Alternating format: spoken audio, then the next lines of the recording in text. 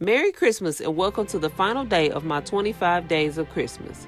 This gingerbread cookie scrub is a great last-minute craft and perfect for gift giving. This scrub is sure to leave skin feeling soft and smooth. To make your own, you need a half a cup of coconut oil, 1½ cups of brown sugar, 1½ tablespoons of ground ginger, 1½ tablespoons of pumpkin pie spice, and a small glass jar with a screw-on lid.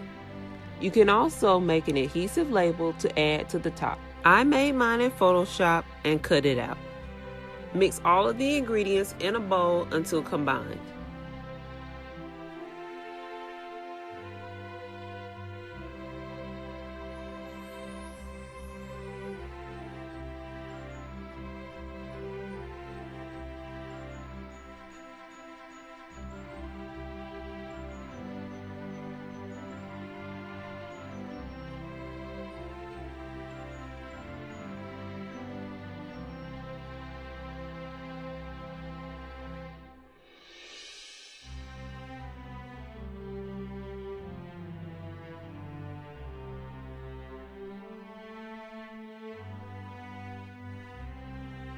Scoop into the storage jar.